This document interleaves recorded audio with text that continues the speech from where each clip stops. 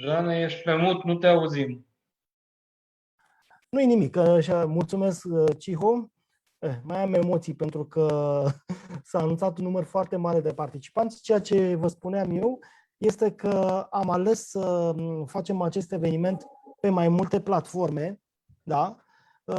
Pentru ca să nu limităm o dată numărul de participanți doar la 100 sau 100 și ceva de oameni. Și doi, pentru că nu toată lumea folosește Zoom. Este mult mai simplu ca oamenii să ne vadă și pe Facebook, evident. În curând o să intre și invitatul nostru de la Blackmagic, Chris Javin. Deja este online. Așteptăm să ne strângem puțin mai mulți și o să începem cu evenimentul.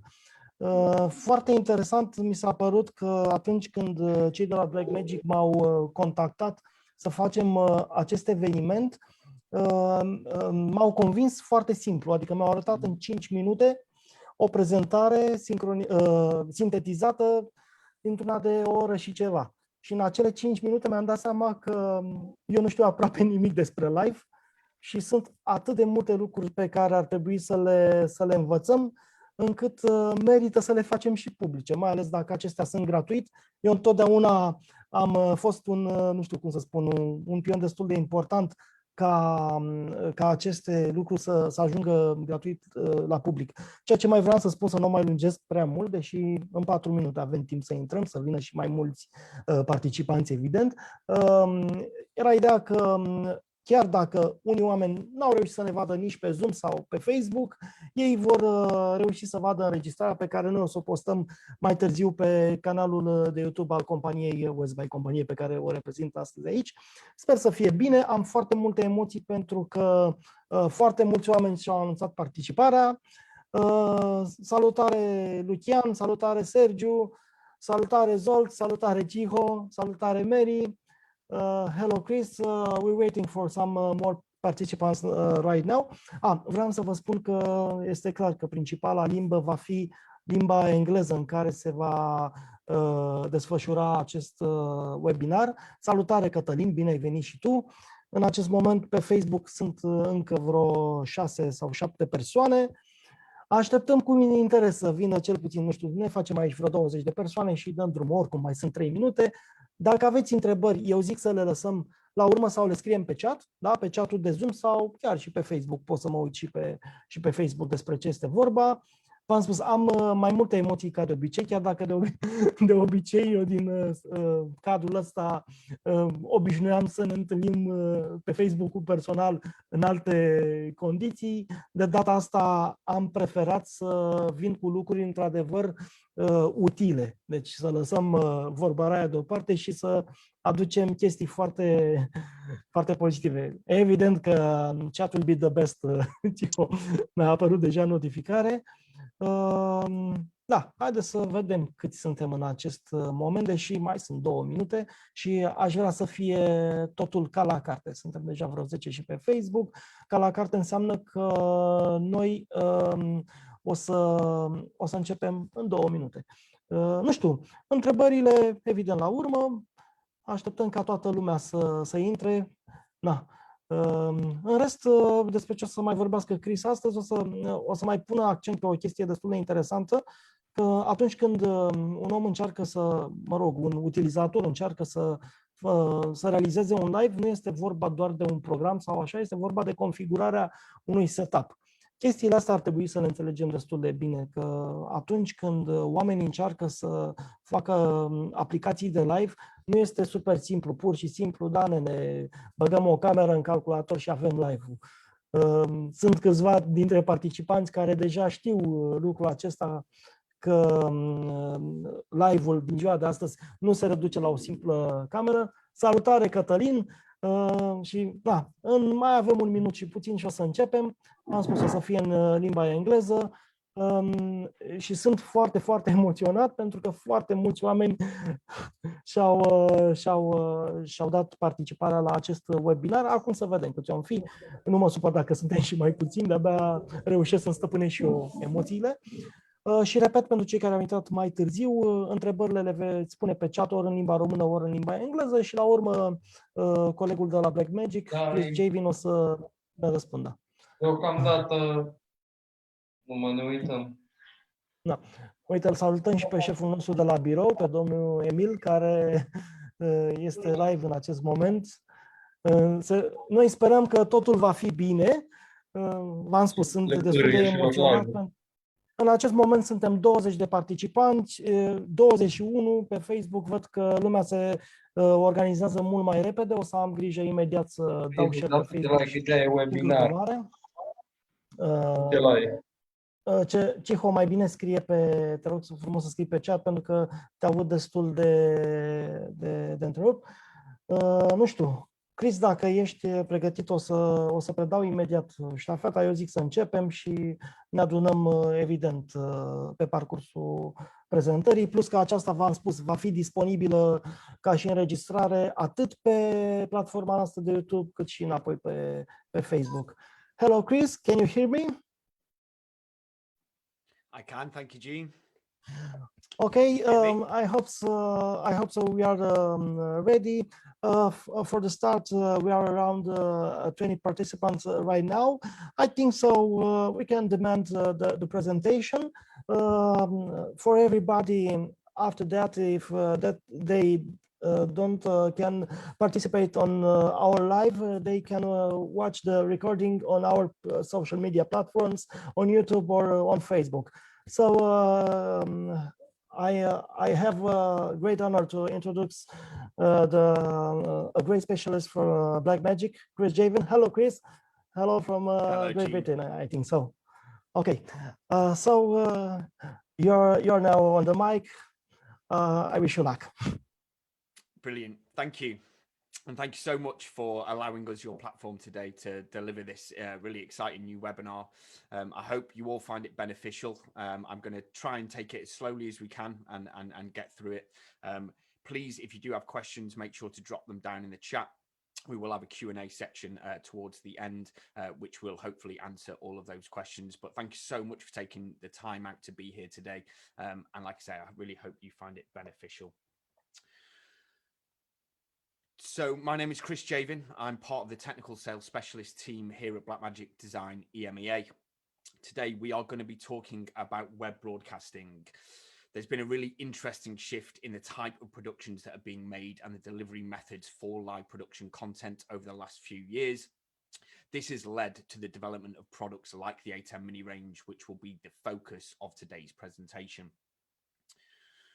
So the agenda of what we'll be covering today is we're going to take a quick look at the web broadcasting trajectory, so how that has changed over the last few years and the interaction between content creators and audiences. We'll then look at some influencing factors, so what has defined the grounds of web broadcasting, which is a very extremely competitive and exciting marketplace.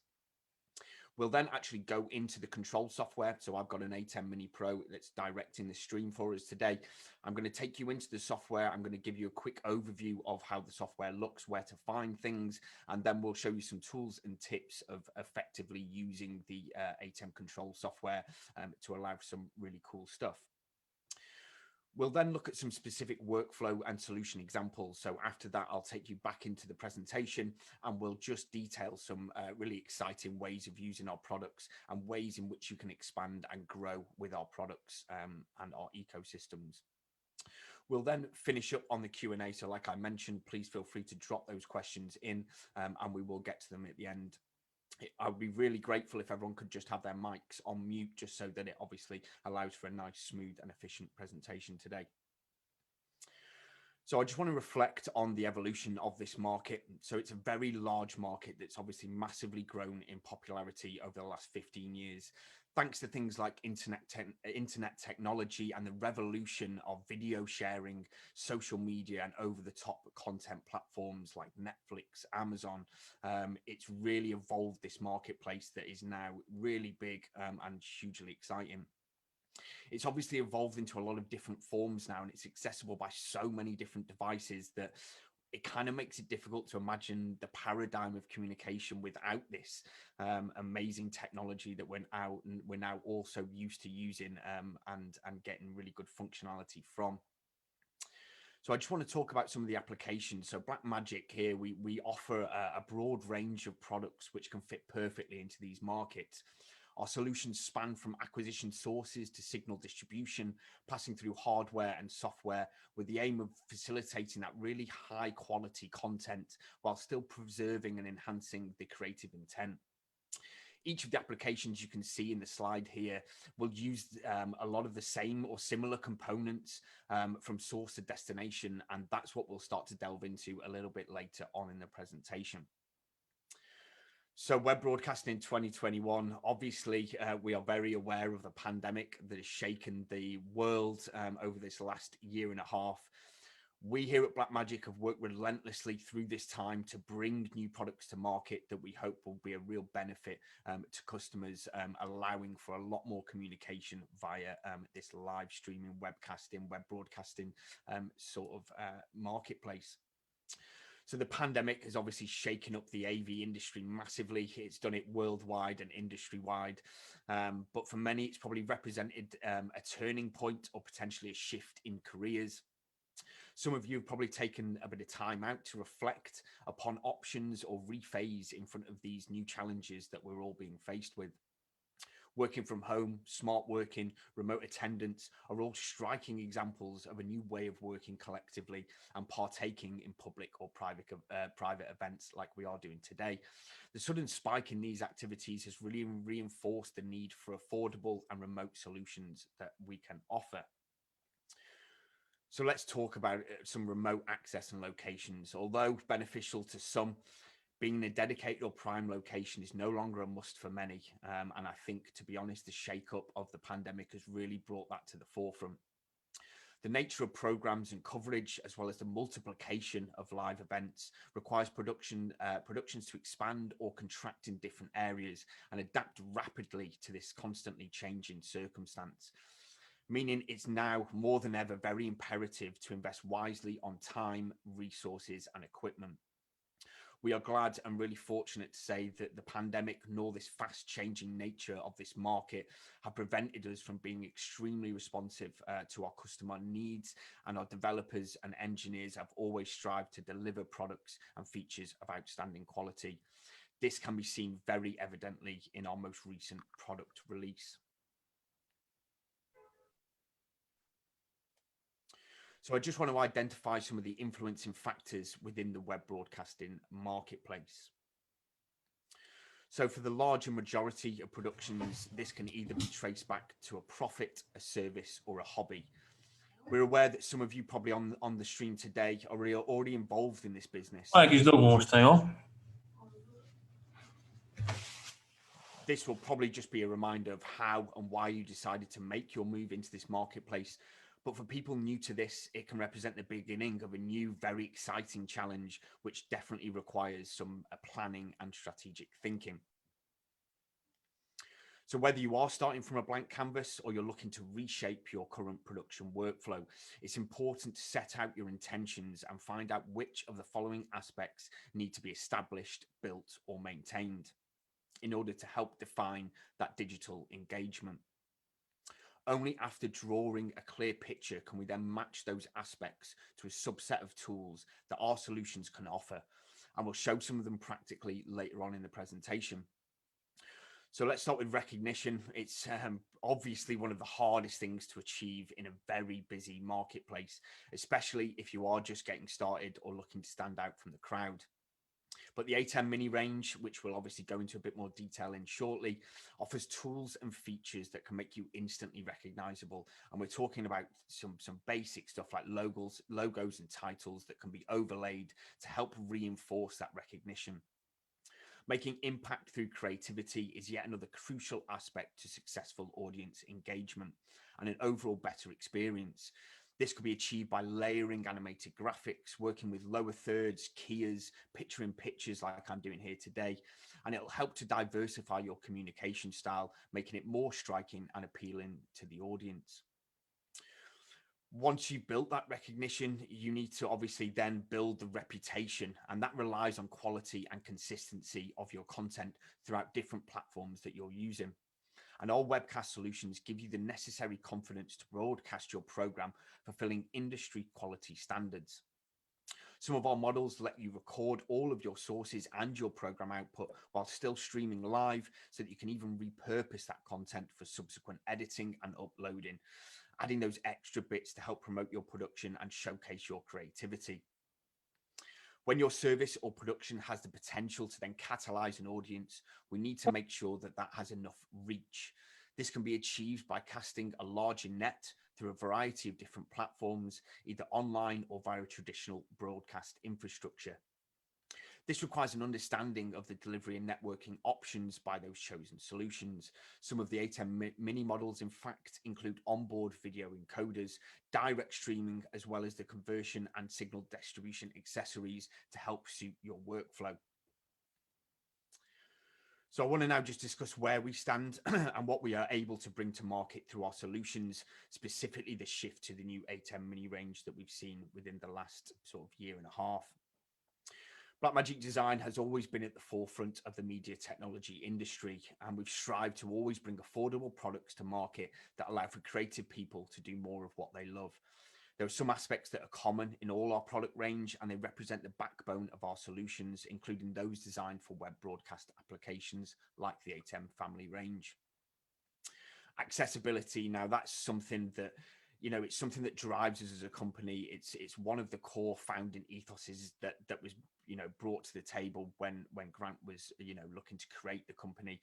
We look to make products at a price that make them accessible and allow creative people to produce high quality, engaging content.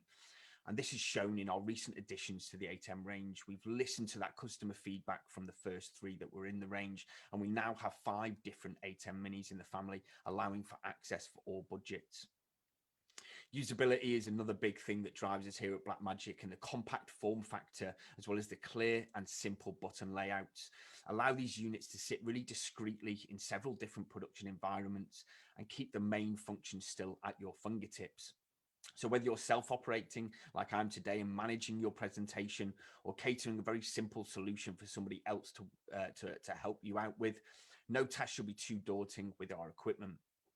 We tend to use the same applications and menus in our products as well. As such, the ATEM software control that we'll look at in a bit more detail just a little bit later on in the presentation is used for the whole ATEM family range. So really, once you've used one, you are really able to upscale that and use any of our larger production switches, because again, the control software is exactly the same as how it looks. You just get maybe access to more features within it. The reliability and quality is something that we very much pride ourselves on here at Blackmagic. The signal integrity is super well preserved from that source to destination.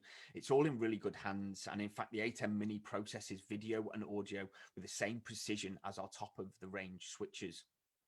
With the addition of great onboard encoding and recording options within the ATEM Mini family, which is optimized for the most popular live streaming applications and platforms.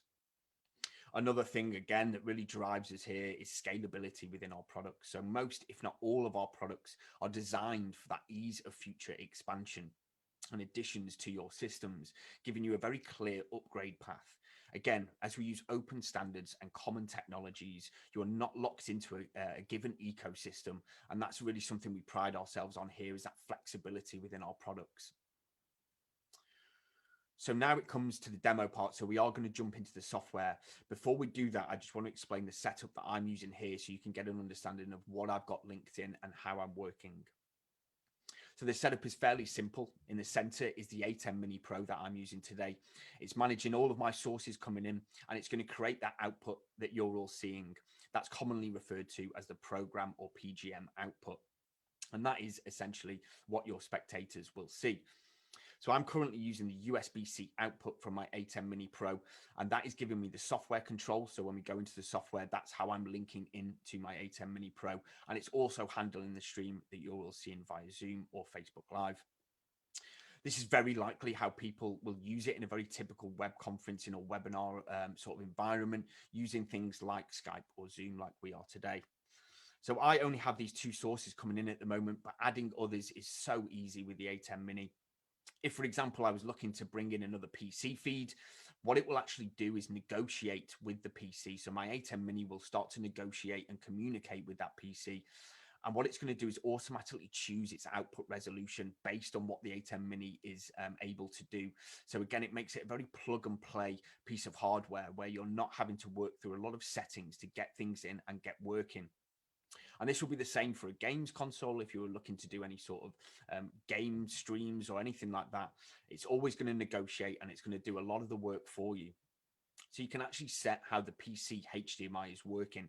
So at the moment, I've got it set as an extended monitor, but again, you could just mirror your main display. And essentially what the ATEM Mini is doing is it's behaving like an external computer monitor in this case. Connecting the camera is just as easy, providing that HDMI output of the camera is no higher than 1080p 60, which is the highest frame rate and resolution that the ATEM Minis can accept. And instantly it should appear once you've linked it in on your multi-view. So again, you can start to get to work straight away.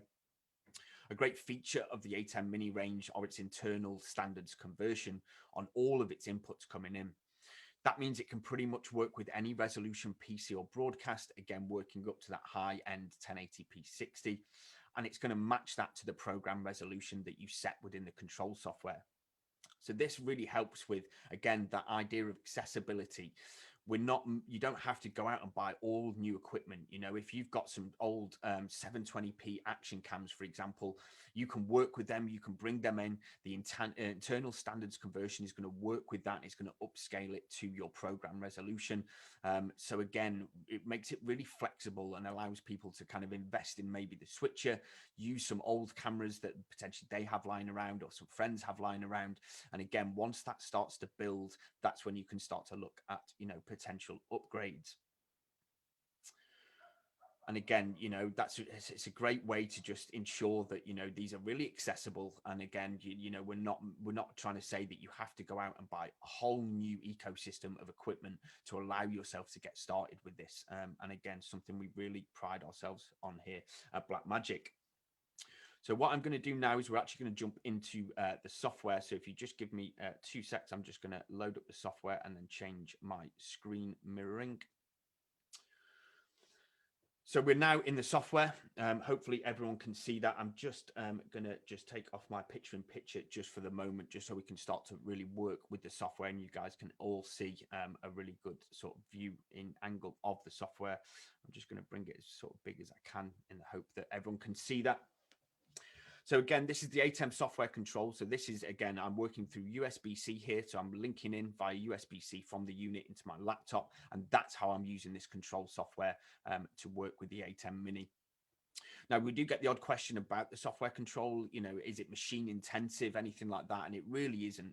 The ATEM Mini is doing all the heavy lifting here. This is just a remote app that we are remoting into the ATEM Mini and adding some control features. But remember, the ATEM Mini is doing all of that heavy lifting. So again, machine requirements really don't come into it when working with the control software. What you're seeing here is your program and preview. So anything done on your program row is going to be direct to your program output. So for example, if I was to cut to my camera 1, that's going to be a direct cut that is seen on my program output. I go back to my computer and again, that is a direct cut that's being seen on your program output. What you have underneath is your preview. Now, this can be really effective and it's a really good way of working, especially when working with a lot of inputs. What this allows for is it allows you to basically load in some angles or inputs into your preview monitor before you do that live direct cut. This means, again, if you're working remotely, you get to see what that camera angle or input is doing before you actually cut to it. And again, to run a really efficient and smooth program, this is a very, very good way of working to do that. What I'm going to quickly do is just jump into the settings cog so I can show you the multi-view in the sense of the actual layout of the multi-view. So I've actually got a multi-view set just to my right-hand side that's showing me all of my inputs coming in my preview, my program. But if I click this little settings cog down here, I get my settings tab. And again, it's brought me straight into multi-view. So this is essentially what I'm viewing on one monitor next to me right here. So I've got my preview in my top left where I can load in that preview angle and again, see what's going on in that before I then cut it to my program. So again, my program is on the top right where I can see exactly what's going out on that program feed. Underneath that, I can see every input that's coming into my ATEM. So anything that's live, I will get a live input of that. So again, a really good way of monitoring to see what's going on with all of your inputs. You've then got your media player. So whatever's loaded into your media player will be shown in there. Stream status, record status, and audio status. So a really good reference monitor. And pretty much 9 times out of 10, everyone I speak to will be using a multi-view when working with our products, because again, you really need to see what's going on. When setting up the software for the first time, you'll want to go into this general tab, and this is where you'll set your video standard. So again, what the ATEM is doing and what it's working to. So again, that idea of bringing in some 720p cameras, what upscale is happening and what is it upscaling to? This is where you'll set that. So again, if you're working with 1080p cameras, you know, I'd ensure that what you're sending from the camera is the same here, and that will just stop any internal standards conversion, which obviously will just be a more efficient way of working. You've then got audio options for splitting some of your audio into separate mono channels. We've looked at the multi-view. Let's move over to the labels. So this is where you can start to label stuff. So again, you can start to see down here in my preview and program that I've labeled my comp and my cam 1. And that just means that I'm, again, a very good visual reference of my computer and my camera, so I know what I'm switching to. Again, that can be done for outputs and your media as well. So again, a really good way of working. And these are the type of things that when you first get into the software, I really would work to set up, especially if it is like me, that I'm you know, these are the things that I'm working with on a regular basis. So when I load this up, I've actually set this as a startup slate so that when I open the software, this is how it opens up for me. You've then got HyperDeck options. So again, if you're connecting to HyperDecks, maybe you're doing some recording out or you're looking to bring VT in, this is where you can set up your HyperDecks within the software. And remote, if you've got any of our switches that work with an RS422 input, then you can start to use control through that port, which can be done here. But obviously, I don't have access to that on my A10 Mini. So again, it just reflects that idea of using the same software for all of our switches, but still getting access to new little bits as you start to upgrade down that path.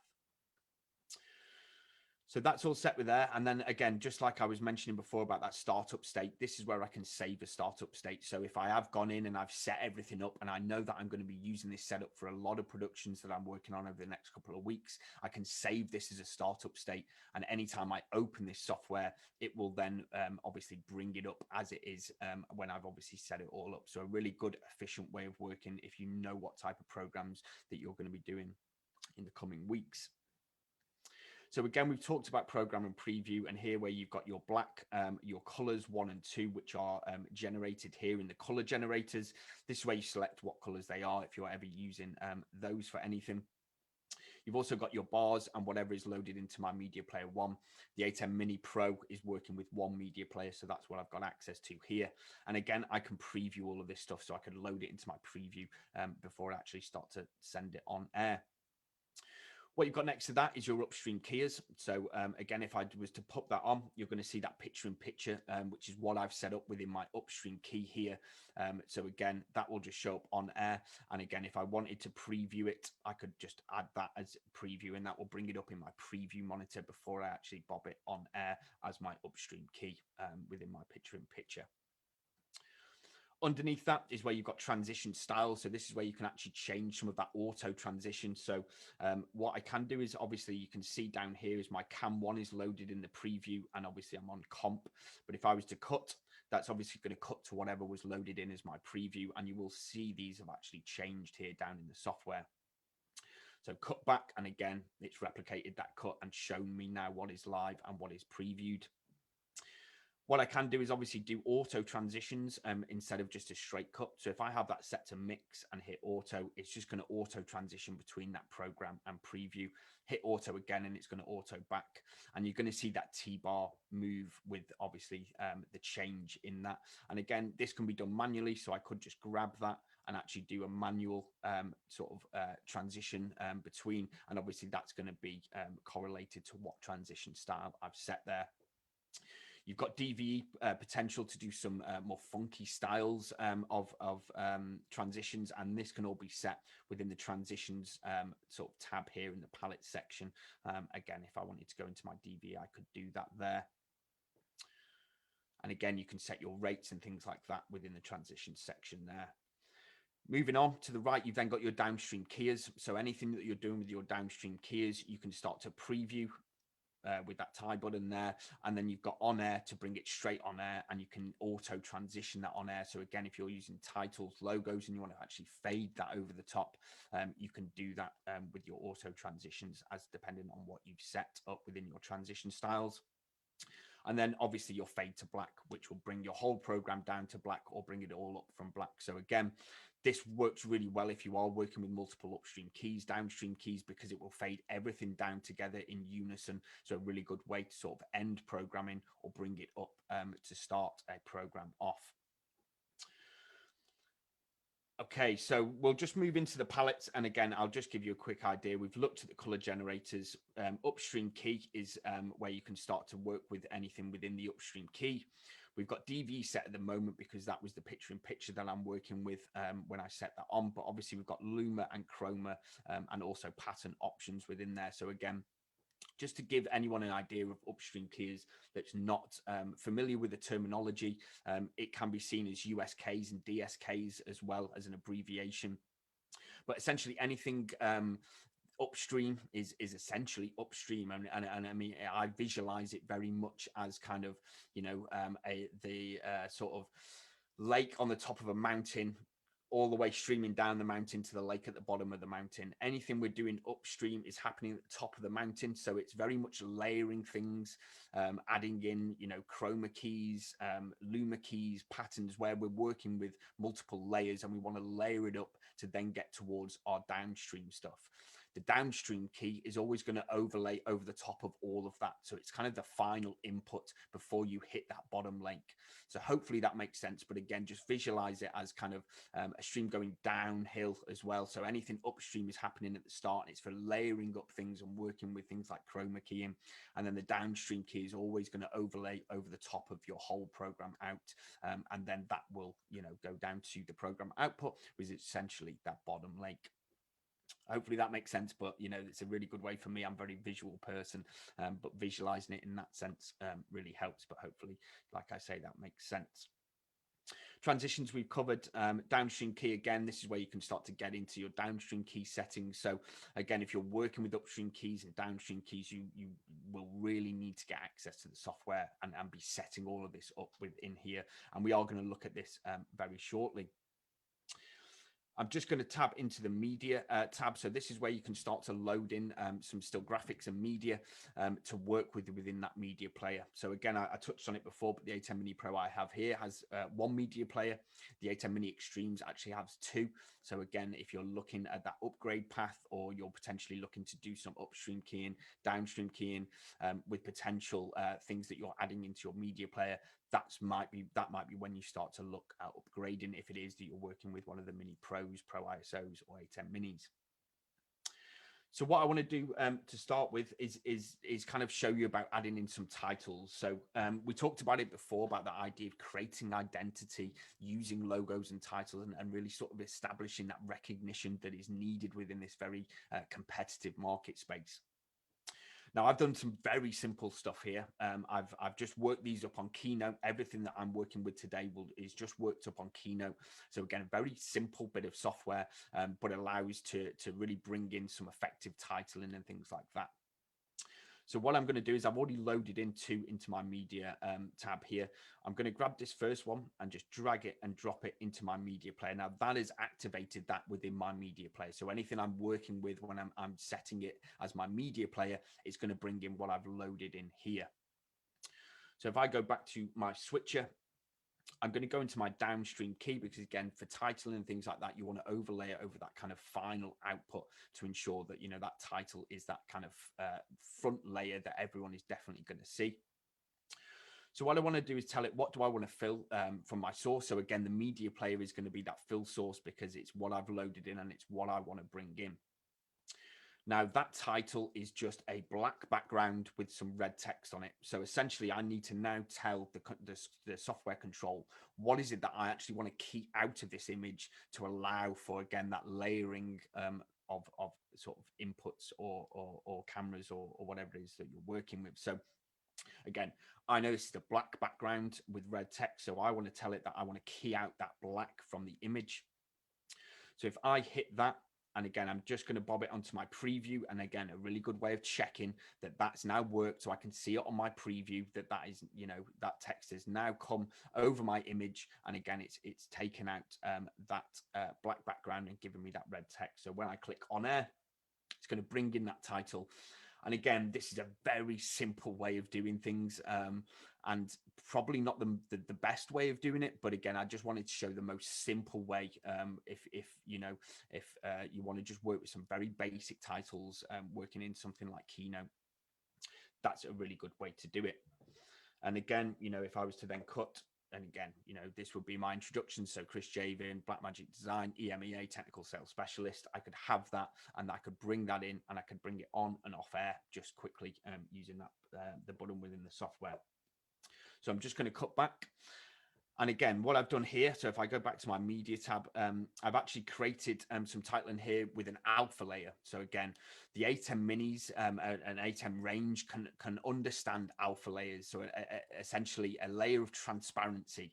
And that's always going to create the most effective key, because again, it's a very technical way of letting the A10 kind of look at an image and understand a lot more about what it needs to key out. And obviously you've got to think, if I was working with that first title and any of that text had black edging to it or black drop shadowing to it, as soon as I start to key out that black, it's obviously going to start to take away from that. So what I'm going to do is I'm just going to go back over to my switcher and just take that off air, because again, I wouldn't ever really recommend changing in things into your media player when you have things on air, because again, it can start to look at the settings that were initially set up for the first piece of media, and then it will start to try and do that with whatever's loaded in to your active media player. So I'm just going to drag and drop that down and then go back over to my switcher. And in my downstream key, again, I want my fill source to be that media player 1. But what I can now tell the ATEM to do is actually use media player 1 key, because again, what that will do is look for an alpha channel, so a layer of transparency, and it will just key that out. So what I can do is obviously add that. So once I've done that, I'm again just going to preview it. So I'm allowed to preview that and just check that everything is now looking good on my preview monitor. And then what I will do is then add that on air. And now you can see, obviously, you know, there's a lot more clarity to that title. I've been able to do some more kind of jazzy things, in the sense of, you know, add that kind of shaded black gradient behind the text to help it pop. I've also got the Blackmagic Design logo up in the top right-hand corner. And again, cutting to camera really helps to show that. But that idea of, you know, taking the black out can be really destructive with certain title. And especially in this case, you can see that it just wouldn't work. And it really helps to allow that distinguishing of the layers. So a really good way of working in that sense. Okay, so that's really good ways of working within the downstream key for, again, adding logos and titles. And again, just reiterating, these were all created just in Keynote. And again, Keynote has that alpha ability. So again, being able to create instant alphas or alpha layers, so that again, the ATEM can read it and work with it in a very sort of proficient way, and create that really nice clarity to your logos and titles. What I'm going to do now is we're going to look at the chroma keying tab, and I'm just going to show you how to create a chroma sample and essentially start to chroma key within the software. So I'm just going to flip back to my media tab, and what I've got here, again, it's not something I'm much of a fan of, but this was my proper lockdown haircut before I managed to get it just chopped a little bit quite recently. But this was just an image that was shot on a white backdrop, and what I was able to do is take it into Keynote and create an Insta Alpha layer by basically eradicating that white and creating an alpha layer as my background. What that then allowed me to do is, because it was a transparent background, is it meant I could add in a fill color as my backdrop. So essentially, I've just created a green screen image right there. So again, all created in Keynote, really simply, real simple to do, and can be really effective. So what I can do now is, and again, this is for all media, I can literally just drag and drop that in for still images, you know, graphics and all that stuff. It's just on my desktop, and I've just dragged and dropped it straight into my media tab, and it's now there and ready to use. What I'm going to do, in fact, what I'm going to do before we do that is I'm just going to take things off air. So again, just that idea of things starting to look for things. Obviously, we're working the downstream key, and we're going to go into the upstream key for the chroma stuff, but it's always a good way of working. I'm going to drag and drop that down into my media player, and that's now active for me. I'm going to go into my upstream key, and again, the DVE, that was my picture-in-picture that we worked with before, and I'll show that in a little bit more detail soon. But what we'll do is go into our chroma tab. So we're going to create a chroma key here. And what I've got here is my fill source being that media player 1. So again, the image has been loaded in. That's exactly what I want my fill source to be. But what I want to do is take a chroma sample, and that will allow me to obviously key out that green background. So I click down on that, and that then opens this up. But also what you can't see is it's now loaded it into my preview monitor. So I've got that big top left-hand preview section that I can now see the image in a nice big format and start to actually take my chroma sample. So what I can start to do is actually move this around. And again, because it's loaded in my preview, you can see that in the middle of the image, there's my Blackmagic Design t-shirt. And as I go up, you'll start to see skin tones and hair tones. Obviously, what's been really good and easy here is that I know this is a consistent green across that background, because again, it's a block color that I've added in. So my chroma sample, I know I can get anywhere in and around this green section and take a very small sample, and it's going to do a really good job of chroma keying it. If this is a proper setup live with, you know, a green screen background and you've lit it, what you can do here is start to actually open that up, and that's going to give you a wider sample. And that's always a really good thing to do, again, when you're working in that live environment where you've actually lit something and there is potential that there might be some slightly tonal differences between the green on the background due to the way it's lit. This will take a larger sample, and again, we'll start to work with the slight different sort of shading or tones within that green, and give you a better chroma key from obviously taking a larger sample. I can go really small here because, again, like I said, it is a block color that I know is sort of the same across the image. So once I've done that, that allows me to basically come back out of there. And then what I can do is actually start to add this into my preview. So again, I'm just previewing this, checking, you know, my preview monitor before I bob it on air, everything is looking good, and that is a good chroma key. What I'll then do is bob it on air, and it's actually added it in as a flying key. But if I was to take that flying key off, that's how it would normally just generate it straight in. So it's just added it as a full size overlay within the image there. And what you can start to do is some key adjustments. So again, if I wanted to play around the foreground a bit and, you know, start to see that the edging around me and how that's being affected.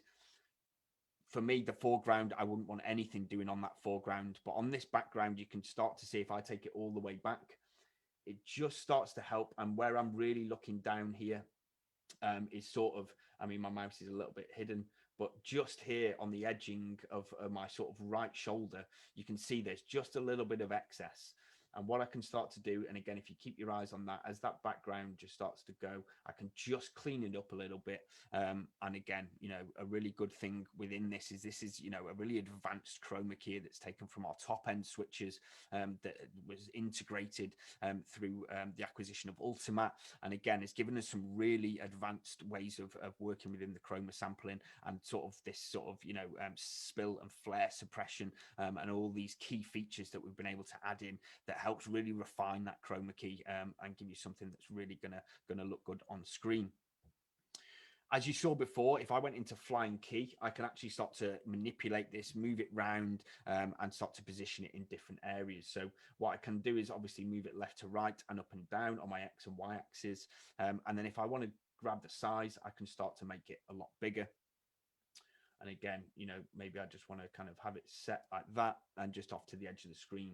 So again, that idea of kind of establishing recognition, and giving, you know, the audience something really sort of exciting and engaging to watch.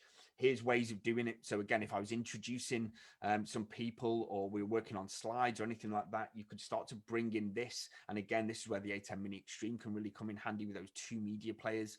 You know, I could have this on media player 1 and be working within that chroma tab, and then I could go into my downstream key and use media player 2 to load in, you know, a nice title. So I could have an image of the person, a title come on, and then maybe they get introduced a little bit later on in the show or something like that. But again, just hopefully some creative ideas of ways of working with the software, hopefully from that.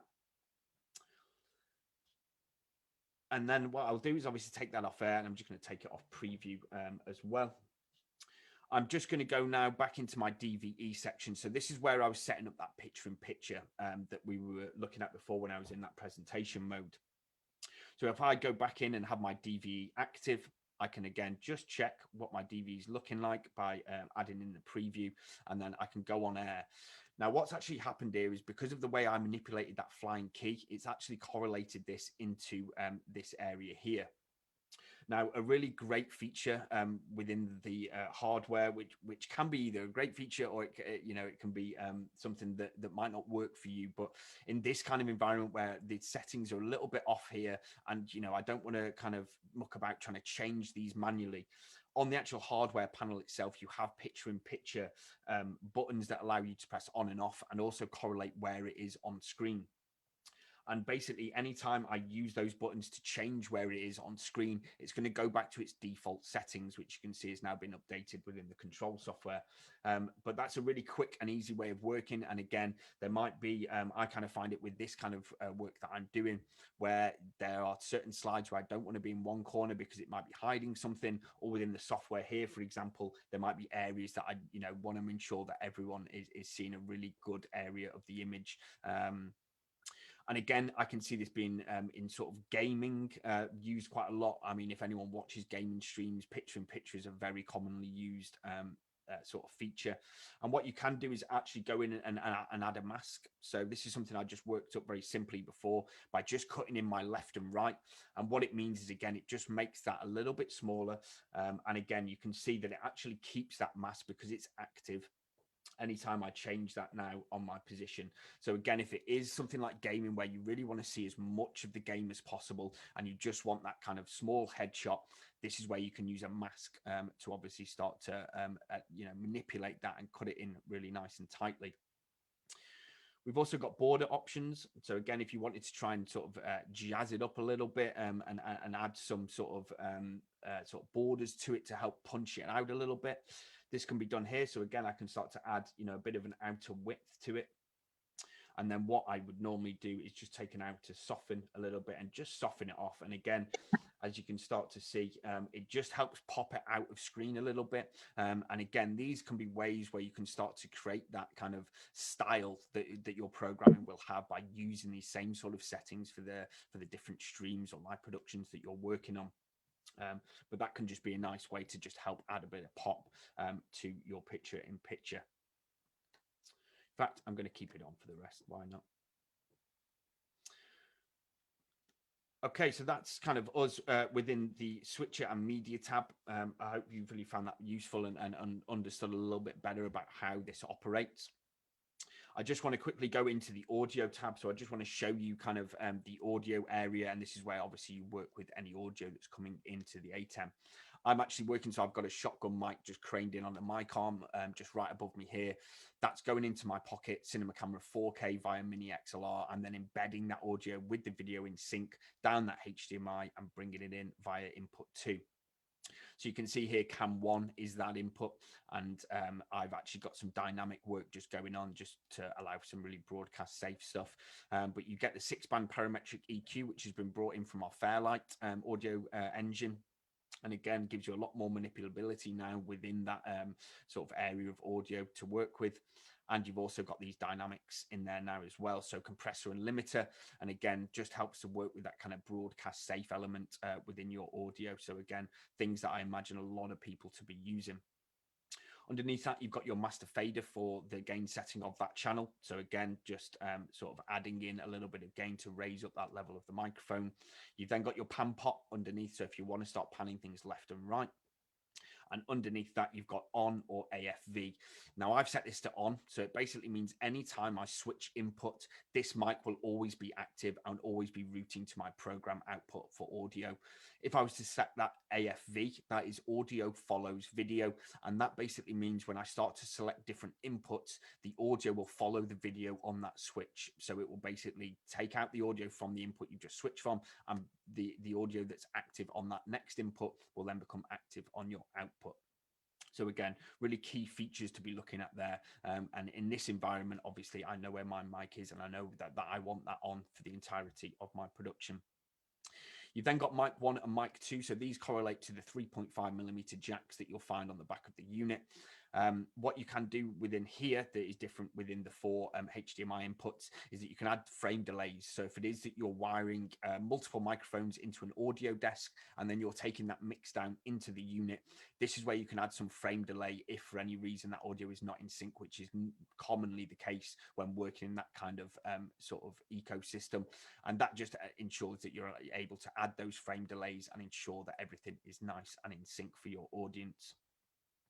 You've obviously got the same sort of settings for those as well. And then you've got your master here that obviously is the master output that is going out on your program. You've then got headphones options. So the mini extremes have the headphone output. So this is when you'd get access to this. And finally, we can look at the camera tab. So working with our cameras, we're able to do some CCU control of our cameras, especially the pocket cameras via HDMI work really well for this. So that's what I'm working with here. And it's direct linking, HDMI from the camera into my unit here. But what I can do is start to manipulate the camera remotely. So if I click that little expander, it gives me my lift, gamma, and gain. So my sort of shadows to my midtones to my highlights, and I can start to actually manipulate each area of the image there. So I could start to add in some sort of crazy color, which you'll see on that picture in picture now, and that's sort of adding in that towards the shadow end within the image, and then you've got midtones and highlights there as well. I can also just reset that really quickly. So that's really nice. And when you expand that out, you also get your contrast, saturation, hue, and RGB levels in there as well. So again, some more fine tuning that can be done when you break this out. So that's a really good way of working. Underneath that, you've got your gain, shutter, and white balance. So again, real great operability of cameras remotely when working with our equipment from the software here. So again, we get it a lot where this comes in handy for so many different types of productions, especially we're seeing it in things like churches where, you've got huge stained glass windows where light is coming in and changing all throughout the day. Having this control remotely just means that you're not fiddling around with cameras that essentially could be in some places that are really hard to get to. And it just means as well that you can start to mount those cameras in places that are hard to get to, because again, you've got this remote control functionality. So again, gain, shutter, and white balance. Obviously your gain is correlating to the ISO within the camera. You've then got zoom. So if you're using one of a like a motorized zoom lens, you can actually start to work with the zoom of the camera as well. So again, those ideas of remote locations where you can't really get to the cameras, but you want to have that manipulability of the zoom to be changing framing of the camera. This can be done here. You've also got focus control. So again, you'll see on my picture in picture here that I've gone, totally out of focus. So you can start to use this little scrub down here to actually change the focus of the camera. And then you have a one-touch auto focus button there where one click and it's just going to bring, me nicely back into focus for everyone. And then you've got your iris control here. So as I start to change that, you'll start to see in the image, I'm going a lot brighter down there now, and then darkening it up. So that is a nice little iris selection. Just there. So again, this can be, you've got 4 potential inputs here on the A10 Mini Pro. So again, I could be bringing in 4 pocket cameras and I could be working with all these together. Lovely big multi-view to my right, so I can see all those inputs coming in and I can start to match them. And again, through long events, that can be really, really beneficial. And that kind of leads us back into the presentation. So I'm just going to flip back into presentation mode. So that should take us back into that. And then I'm just going to start us back up here. So now I just want to break into some actual solutions and workflows where we can actually start to really break down the products and their connections and how they work together. So our product family is vast, and although we might have solutions for a number of different customers, it might be challenging for some of you to really identify the product range, let alone the model that can really fit into your workflow. Therefore, we feel it's really beneficial to take you through some of these key products that help you get started, how we scale up, and eventually can then take your production to the next level. So whilst live streaming platforms all differ, they're kind of and are used for all different purposes and have different target audiences, they all do share the same 4 core components, which we can categorize as such here on the slide. You've got your video source or sources. So this includes things like cameras, computer outputs, media players, and is essentially the video content that you want that audience to see. You then got capture device or interface. So this defines the hardware used to connect the video source into the computer to allow for that streaming. You then got either a software layer or streaming engine. So the encoding of that video signal to a friendly format for that streaming platform. And this can either be done in software, utilizing computer resources, or in hardware, like that can be seen on the A10 Mini Pros and above. Streaming platform. So this is the service where you're actually looking to stream that content, and these are used for such things as conferencing, webinars, or live video applications. The size and number of products used will generally start to scale up as we progress, from looking at web conferencing to webinars, then up to kind of high-end webcasting. As we look at the different types of web broadcast in more detail, we can see where these four components start to fit in. So I want to start with a really basic one. So the first example shows a really simple way just to go live. So the Web Presenter HD has been recently announced, and it represents a simple plug and play solution to bring an SDI source over USB-C or Ethernet. And it features a professional hardware streaming engine for direct streaming via Ethernet directly into your streaming platform, or alternatively, you can take advantage of that UVC technology, which means that the software, for example, Skype or Zoom, will recognize the unit as a 1080p webcam source, which is exactly how I'm using the A10 Mini Pro here via the USB-C connection into Zoom. And there's no drivers required. You know, it can also offer that mobile tethering to a mobile device like the A10 Mini Pros and Extremes. And that allows you to use 5G or 4G mobile phone data to actually stream content. So again, you know, it really adds a lot of new possibilities and a lot of possibilities within that remote production environment where you potentially don't get access to, you know, network within, you know, building infrastructures and things like that. And it really means that your web conference or presentation will be up and running from anywhere within, you know, a minute without potentially even the use of a laptop. So again, this is a really simple way of doing it, but again, just allows for a lot of potential within the products. So I want to go back to the A10 Minis now. So in this example is another very basic setup in which a couple of sources are attached into the A10 Mini and connected via USB-C to a laptop. This is a very similar setup to something like a web presenter in the initial example, but in this case, the unit's being detected via that USB-C as that 1080p webcam source, with all the benefits of mixing transitions, effects like pictures and pictures like we looked at earlier. And we really see these being used a lot in educational and training institutions, as well as esports that demand very similar setups to this. The next example really shows a good use of the A10 Mini peripheral connections. Here, the USB-C is actually being used for SSD recording. The Ethernet port is being used for handling the stream and to control the unit as well. And the 3.5mm jack audio inputs, both mic and line, for additional audio sources coming in. This is great for a live stream production with the intent of a subsequent repurpose of the contents. So here we really see it being used in like training tutorials, seminars, sporting events, and highlight reels. An A10 Mini Pro ISO can in fact record all of the sources coming in, as well as that program output, and even generate that DaVinci Resolve project file for you to jump straight into the edit and get even more creative with a really efficient process to allow for that. And let's not even, you know, I don't feel like I need to talk here about how powerful DaVinci Resolve is now and how much we have going on in there. So we've seen how easy it is to really get started with those, you know, easy but powerful features. But we also know that you always want to be ahead of the game, and you'll always hit that point where you're kind of thinking, well, how do I expand and grow from this situation? Where do I take my production? How do I get to the next level? So as we mentioned earlier, by combining a number of additional products, you can build a very interesting workflow and diversify your services. In this example, we've introduced an A10 streaming bridge, which allows us to convert that A10 Mini Pro or ISO or Extreme Ethernet output to SDI or HDMI, either directly or through a simple router, meaning that we can distribute that PGM, so that program signal, to a different site or area of the building with real ease through an existing Ethernet infrastructure. And then you can distribute it to other devices, perhaps another monitor, you know, a HyperDeck mini recorder or an external encoder, all simultaneously. But we can also forward a port on the A10 streaming bridge to connect to the internet. So that really gives, you know, your program real potential for global reach.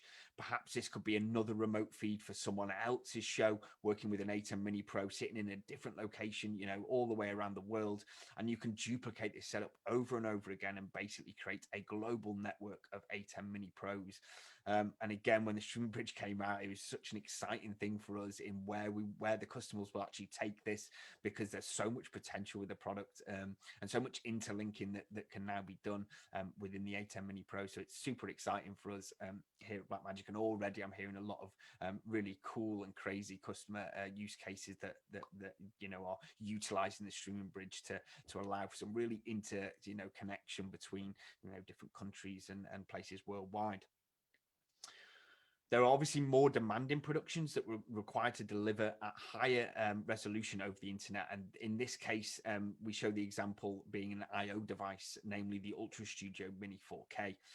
So one of the many in our capture and playback family, but it allows you to capture that UHD 4K program coming from an ATEM Television Studio Pro 4K, switch it to your computer, and in this case, use a software streaming layer like OBS or Restream.io, where you can control many aspects of that incoming feed, like bit rate, resolution, encoding, recording codec, and so on, and basically your gateway to a streaming platform. So again, that idea of hitting that wall of, well, where do I go from here if I want to take my production to the next level? And again, we are starting to see a lot more stuff happening in 4K now, and a lot more companies looking to adopt that. So again, here's a really good example of ways in which you can start to think about that.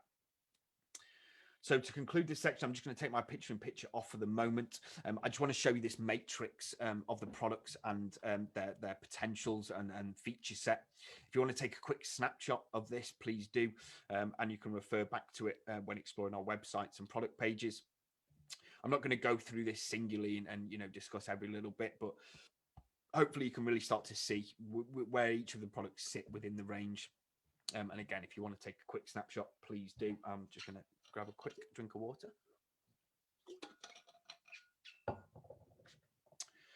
And then what I really want to do is just kind of finish on some really exciting use cases that we've seen where within the last sort of year and a half, where these products have started to sit in the industry and where people are starting to use them.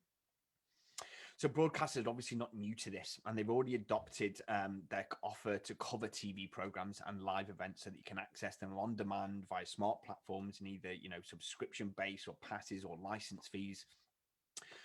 But the gadget show was a real big one for us. So the A10 Mini Pro really helped the show to stay on screens during lockdown. Usually the program is made with an OB truck and a production team of 20 plus crew. A key part of the show is for presenters to react to pre-recorded segments that have just been shown to viewers, and the A10 Mini Pro was used to throw those VTs, graphics and stings onto monitors around the studio, and it was also used to host Wallop of the Week, which is a segment taking place on Zoom within the program. Darude was another really large one for us. So if anyone's not aware of who Darude is, he's an electronic dance music producer, and he's most famous for the classic track Sandstorm. He's been using an A10 Mini Pro and a Blackmagic Pocket Cinema Camera 6K to stream a weekly lockdown series online. Using Twitch as his preferred platform, the Finnish-based internationally acclaimed artist established 3 weekly live streams, attracting more than 250,000 live views across 35 streams collectively since its launch in March, the highest single stream attracting over 12k viewers alone. Moving on to GBMC Healthcare System. So GBMC Healthcare System is a 342-bed medical center that provides acute and subacute care, handling more than 23,000 admissions and 52,000 emergency room visits annually. In addition to internal town hall meetings, GBMC Healthcare System and Focal Point Productions also began streaming frequent Facebook Live sessions featuring clinicians and hospital leadership discussing very timely topics. And finally, Playing for Change is an organization that brings together a diverse mix of musicians from all musical genres performing in their local environment. Concerts are broadcast via the Playing for Change YouTube channel, which has more than 2 million subscribers. The International Foundation was created to connect people through music and has been powered by the A10 Mini Pro and Blackmagic Pocket Cinema Camera 6K. And finally, we just want to touch on what was a real big project for us and one that we are very proud of, which was the Emmys. So the Californian-based Emmy nominees live streamed with the A10 Mini Pro and Pocket Cinema Camera 6Ks. The ceremony was streamed live into the telecast kits that were built around the Pocket 6K and the A10 Mini Pro. The scope of what the event was looking to do was super ambitious, you know, never really been done before, and was kind of forced, obviously, upon them due to obviously current restrictions. And with more than 100 nominees, so little margin for error, the systems all work perfectly and everything tied together beautifully. And yeah, it's a project that we're really proud of. And again, it's great to see our products actually allowing these things to happen, and you know, being able to bring these things to market that allow for people to now think differently about how they can start to do things, and again start to be creative, which is essentially what we're all, you know, really passionate about here at Blackmagic. So I just want to sum up. So obviously don't forget that, you know, should you need advice, you know, our resellers, West Buy, super knowledgeable and available to, you know, potentially discuss any alternatives with you, or, you know, a broader ecosystem of kit. So please, you know, utilize them as well as us. But also our website is always a great place to be looking. It's where everything is kept up to date with the latest news, communications, announcements, as well as all the manuals, FAQs and updates. And also is where you can download a lot of our software, like the ATEM control software that we looked at earlier. So we've been through a long journey today. Thank you so much for sticking with us. We've discussed a number of topics regarding the web broadcasting and live streaming market. We've given you a picture of why this is now so important and relevant now more than ever. And we've also offered our advice on how you could approach this business and select the right tools for it based on your goals. Then we've looked at some practical examples on how you can use those amazing features that you can find in our ATEM family range. And we've concluded on a little overview on some uses and production designs to either get you started or expand and grow your current setup in this very exciting marketplace. But we are obviously here to listen, and therefore we're going to open up the floor to the Q&A. If obviously any of you have had questions, and drop them in the chat, we'll look to get through these now. But thank you so much for your time. Thank you to West Buy for obviously allowing us their platform for delivery. I really hope you found it beneficial. And now we will just go into the Q&A section. Thank you very much, Chris. If someone have some questions, deci vreau să-i mulțumesc lui Chris Gervin de la Blackmagic. Dacă aveți întrebări în românește sau în engleză, puteți să le lăsați pe chat. Le traducem, bineînțeles, către Chris. Acum este momentul, dacă aveți ceva întrebări. Nu știu, sparge cineva gheața, dacă nu, ia, vă așteptăm cu întrebări, evident. Sunt ceva întrebări? Da sau nu? Puteți să puneți pe chat. Dacă aveți întrebări pentru Chris, cât îl mai avem aici printre noi, ar fi foarte important să știm că putem să, nu știu, să-i adresăm una sau alte întrebări. După e mai greu să ne răspund așa la toate cele. Asta doar legate eventual de echipamente și de configurarea lor. Dacă nu, vă mulțumim foarte mult pentru participare. Ia. Uite, deja avem o întrebare pentru Chris. So Chris, we have a first question. One of my questions regarding the streaming bridge. Is there any delay between the audio and video stream via Ethernet? So if that's a local Ethernet connection, there will probably be a very slight delay. Probably looking at a couple of frames, maybe something like that. I have actually used it. So I've streamed via a streaming bridge to one of our local resellers here in the UK. And again, that was via the internet. And I think we clocked it. So again, via the internet, I was linked into their ATEM streaming bridge within their showroom. I was sending my feed from my ATEM Mini Pro. And I think we clocked it at about sort of a second delay when going through the internet. So again, if you're local wired in via Ethernet, there won't be anywhere near as much as that, but you'd probably be looking at like a frame or two delay via local wired in Ethernet. Ok, thank you. Dacă mai sunt alte întrebări, puteți să le lăsați și în românește. Eu o să le traduc fără nicio problemă. Așteptăm întrebările dumneavoastră, evident. În rest, ce să spun? Chiar mi-a plăcut prezentarea lui Chris. Chris, I want to thank you because the presentation was very good, on the point, and I think so everybody enjoyed the presentation. We have some participants online and the Facebook and of course and here. Deci dacă mai are cineva întrebări, dacă nu, vă mulțumim pentru participare și avem o altă întrebare. So we have another question. So about the media player at the mini switchers, what format can it support? So that's a really good question. Obviously, there is a lot of potential as to what it can support in the sense of sort of images. It's all still image based, but you're looking at things like PNGs, TGA, BMP, GIFs, JPEG, and TIFFs are the main supported still image formats that we will accept within there. So again, just reiterate, and again, this can be found on the website. So if you go into our tech specs, and again, the website's a really great resource to be working through. And I find the tech specs to be one of those tabs that a lot of people don't actually realize. But when you go into the product on the page, if you click over to the tech specs, you'll be able to look between each of the products within the range. And again, there'll be a lot of great info on there. But yeah, you're looking at sort of PNGs, JPEGs, TIFFs, GIFs, BMPs, TGAs.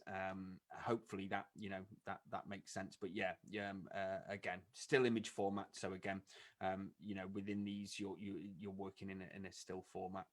But yeah. Thank you very much. Da, și noi vă mulțumim tuturor pentru participare. Încă o dată mai spun, dacă mai are cineva vreo întrebare, să o lase aici pe chat și Chris îi va răspunde. Dacă nu, mulțumim. So Chris, thank you very much for your presentation today.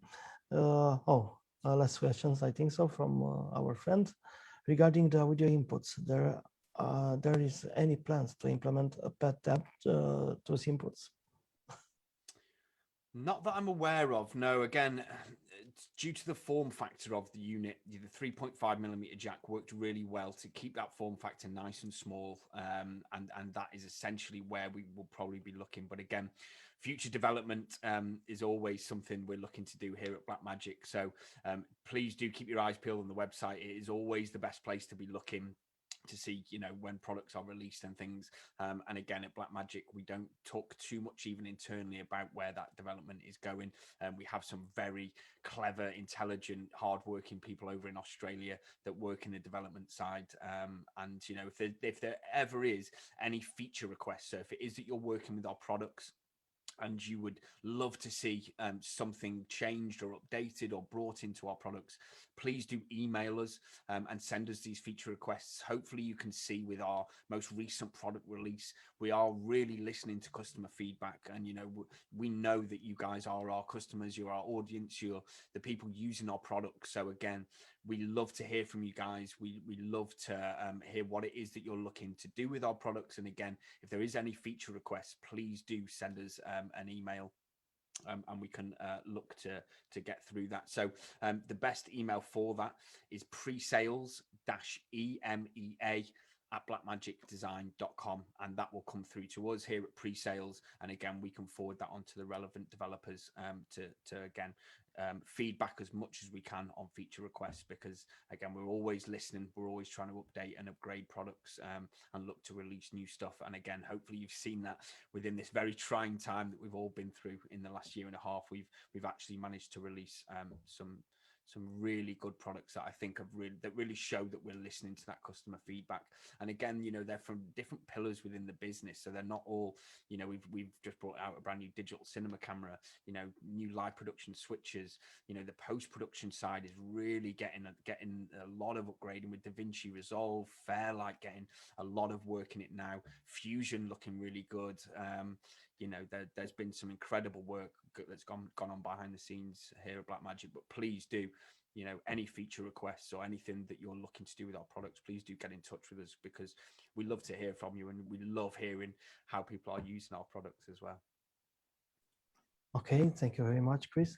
I want to thank you all Blackmagic design team that we help and we cooperated to make this webinar for everybody that are in Romania interested about live streaming. Thank you very much. Indeed, it was a very nice presentation. And for the next time, who knows, maybe we come back with some more details with a new webinar. Thank you very much, everybody. Mulțumim tuturor, îi mulțumim lui Chris pentru că ne-a prezentat astăzi destul de frumos în ceea ce a fost vorba despre webinar, despre live streaming și cum este workflow echipamentelor de la Blackmagic. Vă mulțumim tuturor și sperăm să ne vedem cât mai curând cu webinar. La revedere! Mulțumim! Hello Chris, goodbye! Thank you very much, everyone. Take care. Mulțumim tuturor!